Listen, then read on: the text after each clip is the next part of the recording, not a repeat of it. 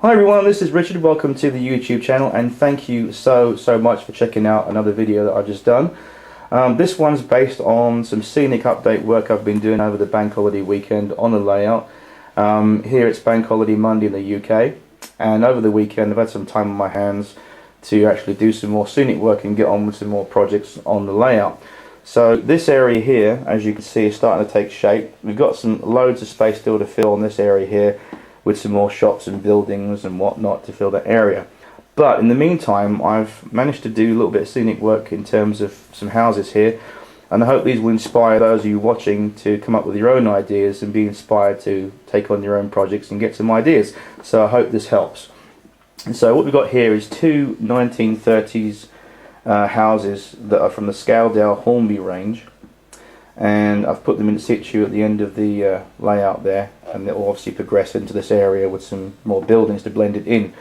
But I'm going to show you the front of these houses, what I've done, and I hope that you will like them. So I'll see you in a bit. Stop the video.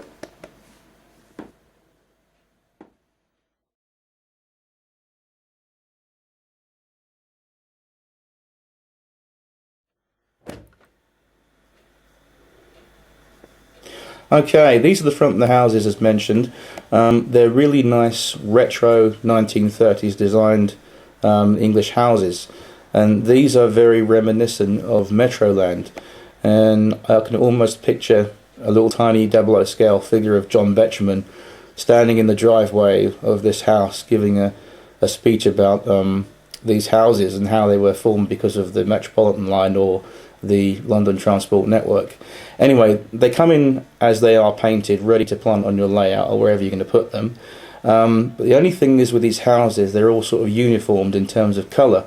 So if you were very talented or had some time on your hands to put them how you wanted to on your layout, you actually could paint these according to your own taste in terms of painting the window frames and little details that obviously would stand out compared to the standard factory versions. And what I've done on my versions here, I've got the plain version, which is this house here, and then on the other side what I've done is just painted, oops, there's the camera shot, I've just painted in the gables there, a little bit of green on those boards there, and there's a front door and a side door that match those, so it's a little bit different, stands out from the its neighbouring house.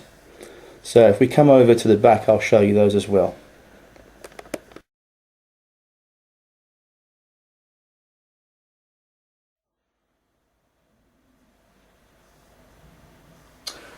Okay, welcome back. So these are the rear gardens that actually I scratch built myself, and I'm going to take you through how I actually did this.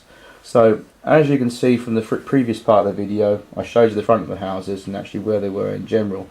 But the best thing to do with any kind of building that you're going to do on a model railway, if it's going to have a backyard or a rear facility, the best thing to do is take a pencil or a marker and very carefully trace round the footprint of your building, and then when you lift it up you've got the shape of the footprint of the building that you've got, and then you can carefully mark out your driveways and where the entrances and bits and pieces, and in this case you've got a garden. So what I did, I took a pencil and I stenciled round the area that I wanted for the grass, and then obviously leave plain for a little bit of concrete, and then painted this area a nice concrete colour, and then just put some PVA glue in this area, and obviously put some fine blended turf by Woodland Scenic in the area, and also we've got a sea moss tree growing in the garden as well. The fencing, as you can see from both these houses here, the fencing is actually very simple to achieve. It's the good old coffee stirrers. Again, if you go to Starbucks or Costa Coffee or wherever you go to get coffee these days, they give you these little wooden plastic coffee stirrers to stir your coffee. Do not throw them away.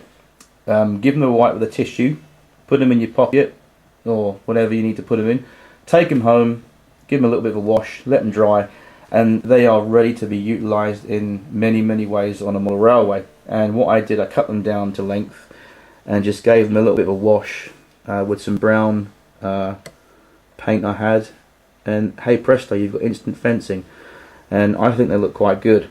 I'll just bring the camera in to show you these. And I went particularly for the uneven, sort of raggedy looking fences. These might have been here since the 1930s, and since the layout is set in 1962, the fence line hence might be a little bit old and worn. That's why I've gone for this kind of look. As you can see, you've got two sets of fence that separate the alleyway between the two houses, and if we come across to next door's garden, you've got a little bit more raggedy fence, even worse than the other side, but I like that. That's what I've gone for. The washing line, basically, this is all scratch built again by myself. I'll show you exactly how I did this, and this is quite actually very easy to do. Right, the two washing line main posts are cocktail sticks, cut to size and painted white, and then put in the ground, as it were, with a bit of PVA glue. The washing line is a piece of cotton from one of my old socks, and the washing itself on the line is very tiny pieces of tissue paper that you get inside Hornby rolling stock boxes and loco boxes they provide to keep it wrapped up in the factory, and when you get to your house, don't throw it away. Again, recycle it, it's useful. Bit of tissue paper, cut to size, and looks quite convincing as washing on the line. And I've got something, I think looks like a t-shirt or a woman's dress or whatever on the line there, that's in black there. Oops. Again, you can colour those accordingly. I've just coloured it with a black felt tip marker, just for a little bit of difference in colour. So again, tissue paper, plain or coloured, you can use it as quite convincing washing on the line. And if we spin around to next door's garden, you can see we've got a pair or two pairs of jeans on the line there drying in the wind. That, again, that's tissue paper just coloured with a blue felt tip marker, and there we go. So it's quite simple to achieve. Maybe you have some different ideas, and maybe you've got something completely different that you want to do.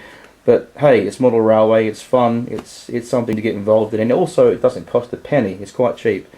And if you look around the model box or around the house, you can find loads of stuff that you can actually use to have your own ideas and come up with some great effects. So there we go, there's our 1930s houses, complete with some nice backyards. These are not finished yet, by the way. These are not finished. I've got loads of work to do in the back gardens by putting some more grass in, some people, and finish that off completely. Here's a cool little idea, by the way. Moving on to the chimney tops here. If you notice, if I bring the camera in, you guys, I'll just show you this. It's 1962, and everybody in 1962 had a TV, be it probably black and white, I would imagine, because in those days, 1962, it was black and white. So there's your TV aerial. You've got a TV aerial there, and a TV aerial on that roof as well.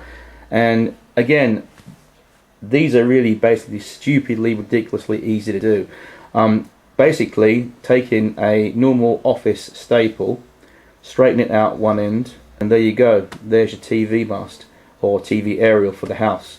So again, really easy to do. Came up with that idea last night, and I think it looks quite good. So there we go. Hope you enjoyed the video, and I'll see you soon for some more ideas. Thanks for watching. Take care. God bless. Bye bye.